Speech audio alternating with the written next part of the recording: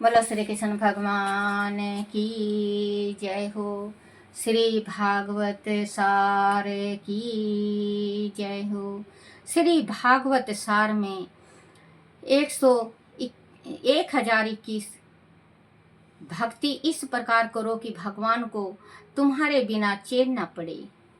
1022 निंदा नरक समान है, यही ईश्वर का नियम है। जैसे इंद्रियां से मनुष्य पाप करता है, उसे उस इंद्रियों को भगवान सजा देता है। जिस इंद्रियां को भगवान दुखी करते हैं, अंत में उस इंद्रियों को बहुत सुख देते हैं। 1023 जिसका मन पवित्र नहीं है, उसका मन अंत काल में बहुत घबराता है।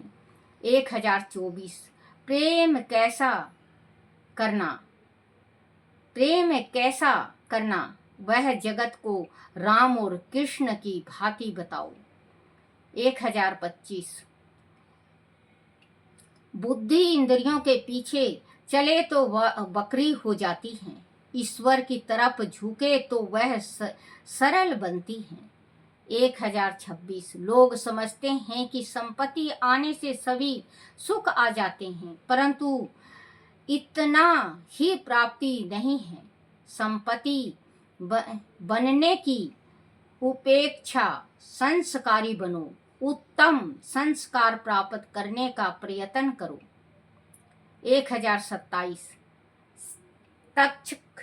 तक्षक नाग काल सबको काटने वाला है, 7 बारों में से तुम्हारे लिए भी एक बार निश्चित है। बाल सफेद होने लगे, दांत गिरने लगे तो समझो कि मृत्यु की सूचना आ गई है। काल की सूचना आ जाए तो सब कुछ छोड़ भागवत जन्म में लगे। बच्चों, अब हफ्ते का 7 बार होता है, 7 बार होता है ना बच्चों। तो कौन से बार में हम पैदा लिए, कौन से बार में हमारी शादी हुई, कौन से बार में हमारी मृत्यु है, ये हमें नहीं पता होता। अब हमें 2 चीज का तो पता है बच्चों, हमारी जन्म का कौन से बार को हुआ, जैसे शुक्रवार को हुआ, शादी बृहस्पतिवार को हुई। अब मृत्यु कब का है मेरा मुझे नहीं मालूम, आपको भी नहीं पता। तो बच्चों, जब मृत्यु लोक में इंसान आया है तो उसको एक ना एक दिन जरूर जाना है, क्योंकि मृत्यु वो शरफ है जो एक ना एक दिन डसेगा ही। अब मृत्यु से इंसान कोई बहुत डरता है ना बच्चों, बहुत डरता है मृत्यु से। डर सभी को लगता है, मृत्यु से डर सभी को लगता है, क्योंकि नाम ही ऐसा है मृत्यु, सबको डर लगता है। लेकिन बच्चों, जब भगवान यहाँ मृत्यु लोक में आके उनको जाना पड़ा तो हम तो इंसान हैं, भगवान भी ना रुक सके। मृत्यु लोक का खेल ऐसा ही है कि जो मृत्यु लोक में आया है उसको जाना है। हाँ, ये जरूर है बच्चों कि क्या कमा के ले जा रहे हो, क्या खो के जा रहे हो। जीवन में 2 चीज जाएगा आपके साथ, दान और मुंह का बोल। 2 चीज नीचे भी रह जाएगी, 2 चीज ऊपर भी जाएगी आपके साथ। दान आपके ऊपर जाएगा, मुंह का बोल नीचे रह जाएगा। मीठा बोलो, दान करो, भक्ति करो, भगवान की भक्ति करो। ये नहीं कि आप दान कर रहे हो और किसी का आत्मा दुखा रहे हो। बच्चों, दगा किसी का सगा नहीं, दगा किसी का सगा नहीं, ना हो तो कर देखो। दगा किसी का भी सगा नहीं होता। जिसने भी दगा किया है वो अंत में बहुत दुख पाया है। कभी भगवान ना करे, परमात्मा ना करे कि कभी किसी के साथ दगा करना पड़े, क्योंकि देखो, भाई के साथ दगा नहीं करना चाहिए, बहन के साथ दगा नहीं करना चाहिए, माँ बाप के साथ दगा नहीं कर। आजकल तो सबसे पहले माँ बाप और भाई आगे आते हैं बच्चों। पति के साथ कभी दगा नहीं करना चाहिए, पत्नी के साथ भी कभी दगा नहीं करना चाहिए, पड़ोसी के साथ दगा नहीं करना चाहिए, अपने दोस्तों के साथ दगा नहीं करना चाहिए। कहते हैं 20 दे दो विश्वास मत दो। बच्चों 20 दे दो विश्वास मत दो। दगा किसी का सगा नहीं है, दगा कभी किसी का सगा नहीं हुआ है, ना होगा, ना हुआ है, ना आगे होने का कोई उम्मीद है। दगा तो कभी किसी का होता ही नहीं सगा। तो बच्चों दान करो, भक्ति करो, और भगवान ने जो कुछ दे रखा सुबेरे शाम बस यही प्रार्थना करो, परमात्मा शायद मैं इसके इतना के काबिल भी नहीं था जो आपने दिया है, मेरी तकदीर इतना का भी नहीं था जो आपने दिया है। क्योंकि भगवान को पता है कि किसको क्या देना है। किसी किसी का दिल तो बहुत बड़ा बनाता है, भगवान बनाता है ना बच्चों, आपने देखा भी होगा। किसी किसी का दिल बहुत बड़ा है, बहुत ही बड़ा, लेकिन देने लेने के वास्ते है नहीं। उसके दिल में दया है, दान देने की समर्थ है, लेकिन उसके पास है नहीं। थोड़ा होता है, थोड़ा ही में दे देता है वो। तो भगवान उसकी परीक्षा लेता है। भगवान ये कहता है कि मैं देखूं, दिल तो दिया हूं मैं बहुत बड़ा, अब इस थोड़े में भी दान देता है कि नहीं। ज्यादा में तो दुनिया देती आई, ज्यादा में दुनिया देती आई, थोड़ा में भी अगर दान देगा तो रात दुनी दिन चौगनी। भगवान परीक्षा लेते हैं, भगवान कदम कदम पे परीक्षा लेते हैं बच्चों। आप ये देखो, संसार में ऐसा भी इंसान है जो माँ के गर्भ से लेके और अंत तक दुख पाके चला जाता है ना बच्चों। उसको सुख का नाम ही नहीं, कि सुख किस चिड़िया का नाम है उसको पता ही नहीं। और कोई कोई अपनी माँ के गर्भ से लेके अंत तक दुख नहीं पाता, वो सुख ही सुख पाता है। ये हमारा कर्म पिछले जन्म का है, पिछले जन्म का कर्म है। देखो बच्चों, आज आपको भी पता है कि पिछले जन्म में हमने कोई पाप किया तो आज भुगत रहे हैं। पता है ना, हर एक इंसान को, छोटे को, बड़े को, बुजुर्ग को, सबको पता है। लेकिन फिर भी पाप करते हैं, फिर भी पाप करते हैं। इस जन्म, पिछला जन्म तो हमें नहीं पता क्या थे क्या नहीं, क्या पाप किया। लेकिन अब तो जन्म सुधार लो, अब तो जन्म सुधारो। जो पिछला बीती सो बिसार दे, आगे की सुध ले। अब हम पिछले जन्म का तो हमें पता नहीं, अगले जन्म का हम सुध ना लें, ये तो हमारी गलती है ना बच्चों। इस जन्म का हम थोड़ा दान करें, पूजा करें, भक्ति करें, शिव हरि जपें, भगवान की पूजा करें। कोई दुखिया को रोटी खिला दें, प्यासे को पानी खिला दें, पिला दें। बच्चों अगर हमारे पास कुछ नहीं है, एक रोटी गौ को खिलाओ, और थोड़ा सा चारा होता है इसका, चिड़ियों का भोग दो, कीड़ियों का भोग दो। बच्चों ये भी दान, महादान है, महादान है। कीड़ी और चिड़ियों को भोजन देते हैं तो बहुत बड़ा दान है। कौवा को एक रोटी देते हैं तो बहुत बड़ा दान है, और पितरों का आशीर्वाद होता है। जिस घर में ये दान दिया जाता है, कौवा को रोज नित्य नेम दान, तो उनके घर का पितर संतुष्ट, शांत और कृपा बरसाते हैं। तो दान है, दान महादान करते हैं भगवान कल्याण। क्योंकि दान में आत्मा सो परमात्मा, आत्मा न तड़पाओ किसी का, सब कुछ सही है। तक्षक नाग काल सबको काटने वाला है। 7 वारों में से तुम्हारे लिए भी एक बार निश्चित है। बाल सफेद होने लगे, दांत गिरने लगे तो समझो कि मृत्यु की सूचना आ गई है। काल की सूचना आ जाए तो सब कुछ छोड़ भागवत जन्म में लग जाओ। भागवत गीता पढ़ने लगो, भक्ति करने लगो।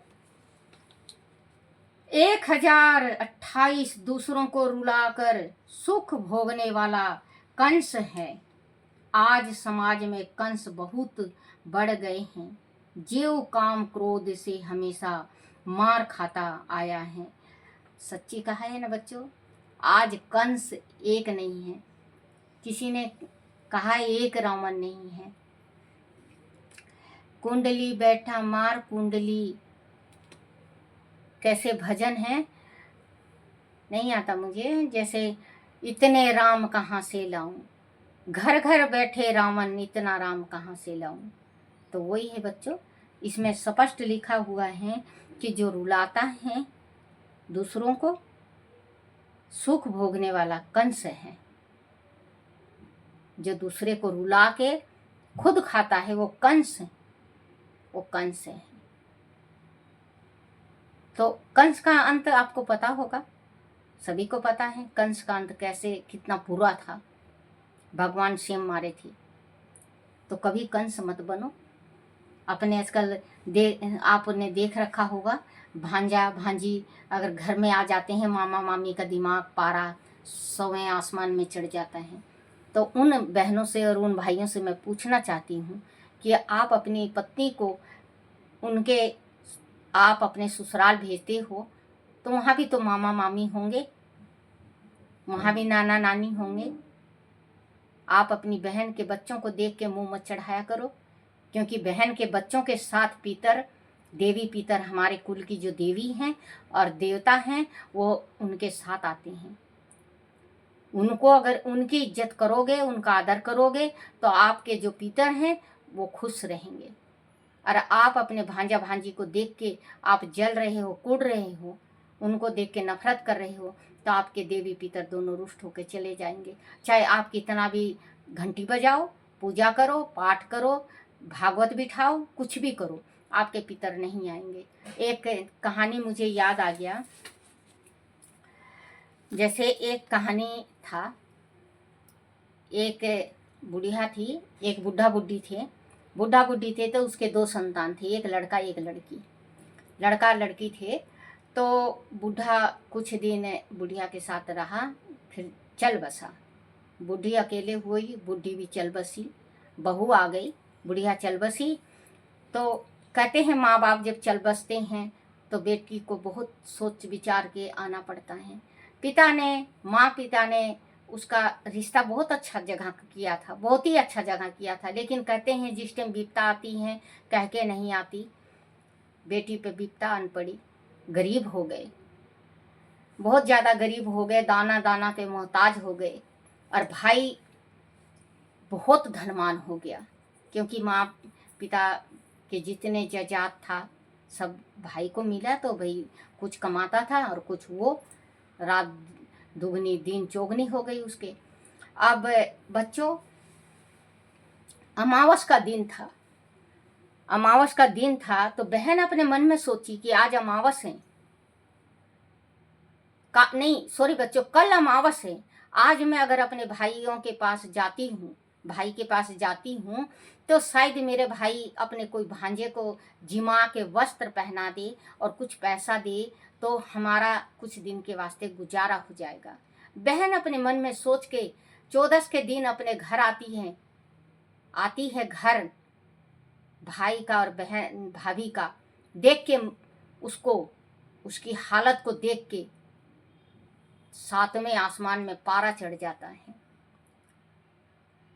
बच्चे हैं, बच्चे कहते हैं मामी ये खाएंगे वो खाएंगे। उनको एक साइड कर दिया जाता है कि अपने बच्चों को लेके बहन यहीं पे रहना। कल बहुत बड़ा यज्ञ कर रहा हूँ, मैं हवन करवा रहा हूँ पितरों का, और पितरों का हवन के बाद बहन तू इस कमरे से बाहर निकलियो और फिर इसके बाद खाना पीना खाना है।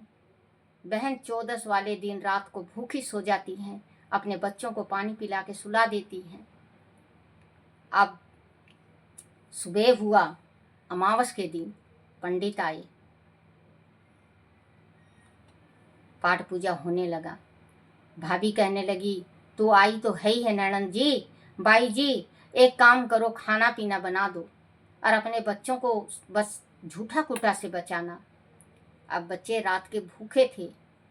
माँ खीर बनाने लगी, 2 दाने चावल का गिर गया। जो उस खानदान का देवता था, नाती था, उसने मुंह में डाल लिया और उसकी भाभी ने देख लिया।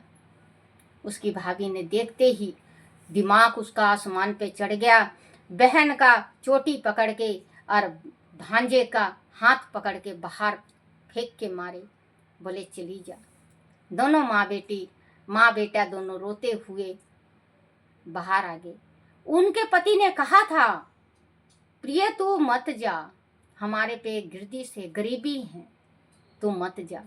लेकिन कहते हैं कि फिर भी बहन भाई की तरफ झुक जाती हैं। अपने वो रोते रोते रोते रोते जाती है। रात हो जाता है, एक पीपल के पेड़ के पास बैठ के रोने लगती है। बेटा कहता है, माँ 2 दिन हो गया कुछ खाए नहीं, भूख लग रहा है। कहती है, सो जा, तू सोएगा ना, तेरे नाना नानी आएंगे तू तेरे वास्ते खाना लेके, और फिर तू पेट भर खाइयो। बच्चा छोटा था, 7-8 साल का, अपनी माँ के बातों में आके सो गया। बेटी पीपल का पत्ता इकट्ठा कर रही है, रो रही है, पीपल का पत्ता इकट्ठा कर रही है, रो रही है। रोते रोते नींद आ जाती है। सपने में दिखते हैं उनके पितर, कहते हैं, बेटा उठ, अंश तो है तू, उस खानदान की अंश तो है, आज उठ। हमने भी कुछ ग्रहण नहीं किया बेटी, हम भी भूखे हैं, कुछ ग्रहण नहीं किया। देख बेटे को जगा, अपने बेटे को जगा, और देख क्या लेके आए हैं, मालपुआ और खीर लेके आए हैं, तू भोजन कर। आँख खुलता है तो क्या देखती है, मालपुआ रखा हुआ है, खीर रखा हुआ है, 2 थाली में पानी रखा हुआ है, चांदी के बर्तनों में खाना रखे हुए हैं, चांदी के लोटा और गिलास में पानी रखे हैं। कह के रोती है, कहती है, माँ पिता कहाँ चले गए छोड़ के। वो कहते हैं, बेटी हम तेरे पास हैं और तू घबरा मत, तू खा। और रोटी खाने के बाद, खाना खाने के बाद आँख करके एक दफे सुमरन कर लेना अपने पितरों का, मेरा सुमरन कर लेना, अपने मैके का पितरों का सुमरन करना। बेटी जो चाहेगी वही तुझे मिलेगा। अपने रोटी खा के, माँ बेटा रोटी खा के रात को सोते हैं, आँख बंद करके सुमरन करती हैं। और उनके जो बेटी का घर के पितर थे और जो उनके पीहर के पितर थे, उनके ऊपर कृपा बरसाते हैं, और जो झोपड़ी थी उनकी महल हो जाती हैं, और जो जहाँ ससुराल था और पूरा धन भर जाता है उनका। और जो जिधर थे इनके घर में आग लग जाती है और बिल्कुल पूरा तहस नहस हो जाते हैं। बस सिर्फ तन पे जो कपड़ा रहता है वही रहता है। सुबह उठती है बेटी और अपने घर के वास्ते निकल जाती है, ससुराल के वास्ते। वहाँ जाके देखती है तो सब कुछ मौज होता है। वो अपनी ननंद को बुला के और अपने पितरों के निमित्त दान दक्षिणा बहुत देती है, और बहुत अपने जो बेटी का बेटा था उसका पैर धो के, चरण धो के सारे घर में छिड़कती हैं। उसके भाई भाभी कहती है बोले कि ये मुझे पता चल गया है कि हमारे ऊपर विपदा किस वजह से आई है। बोले किस वजह से आई है, कि आपकी बहन का बेटा जो था तो 2 दाने चावल मुंह में ले लिया था तो मैंने बाहर निकाल दिया, और आपसे मैंने झूठ बोला कि वो चली गई। जाते हैं, रोते हैं। अपनी बहन तो बहन होती है, भाई भाई होता है। कहते हैं बहन जितना बड़ा दरिया दिल नहीं, किसी का नहीं मिलेगा बच्चों।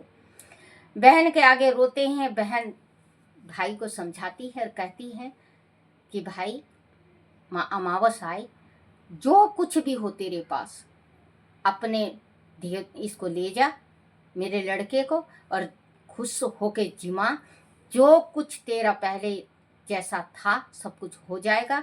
पितरों के वास्ते जो कुछ तू दे सकता है वो चाहे राख की चुटकी दे देना, लेकिन प्रेम से। कभी अमावस के दिन अपने बहन के बच्चों को निरादर मत करना। जब इसे कहते हैं कि भांजा का पद भी बहुत ऊंचा होता है। कृष्ण भगवान ने भी कहा है कि भांजा का और ब्राह्मण का पद भी एक समान होता है। अगर बच्चों ब्राह्मण कभी आपको ना मिले, कभी ब्राह्मण आपको कनागत में ना मिले, या कोई कार्य कर रहे हो ब्राह्मण नहीं मिल रहा है, आप अपनी बेटे को बुला के पितरों का निमित्त भोजन करा सकते हो, दान दे सकते हो। क्योंकि भांजा का जितना बड़ा दान होता है बच्चों, अगर आप काशी जी जाके ब्राह्मण को जिमाते हो इतना बड़ा भांजे का दान लगता है। अगर आपको भांजा कभी अगर ब्राह्मण ना मिले तो भांजा को जिमा सकते हो। बोलो श्री कृष्ण भगवान की जय हो। अगर इस कहानी में मेरे से कोई गलती हो गई हो तो मुझे माफ़ करना। बोलो श्री कृष्ण भगवान की जय हो। अपने अपने माता पिता की जय हो।